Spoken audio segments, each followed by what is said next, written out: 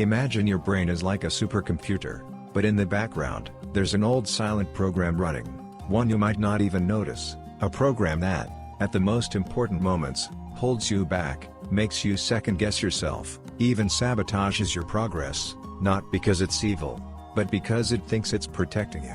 This isn't some metaphor, it's real, and psychology has a name for it: your inner saboteur.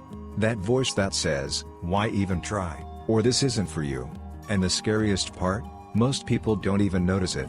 They just feel stuck, unmotivated, uncertain, and they have no idea why. But behind the hesitation, the doubt, the procrastination, it's often this invisible force trying to keep you safe.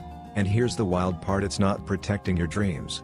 It's protecting your comfort zone. And comfort feels good, until it becomes a trap. Stay there too long, and suddenly your life feels like it's standing still. There are three main ways this inner saboteur shows up. First, procrastination. It seems harmless. I'll just do it tomorrow.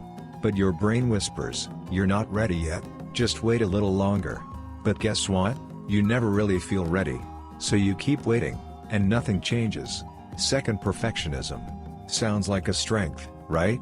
But often it's just fear wearing a mask. If it's not perfect, it's not worth doing. But here's the truth: nothing will ever be perfect. And if you're waiting for it to be, you'll never begin. And if you never begin, you'll never grow. And third, self-doubt.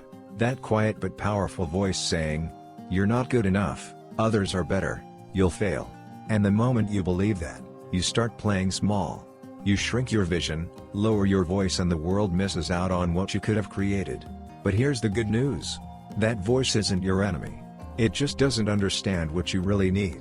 Once you start recognizing its patterns, when it speaks, how it speaks, you gain power. Because awareness is step one. Next time that voice shows up, try saying this: "Thanks for your concern, but I'm doing it anyway." That's when things begin to change. Here's a simple trick that works.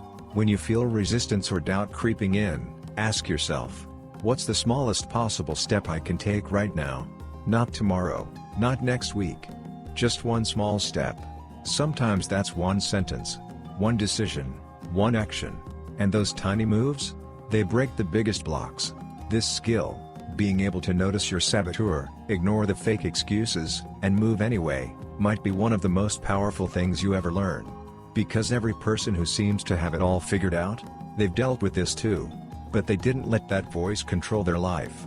And if you're curious about how your mind actually works, why we think the way we do, how we change, and how to break through your own limits, this is just the beginning. There's so much more to come. So if this resonated with you, consider subscribing. Because what's coming next might just change how you see everything.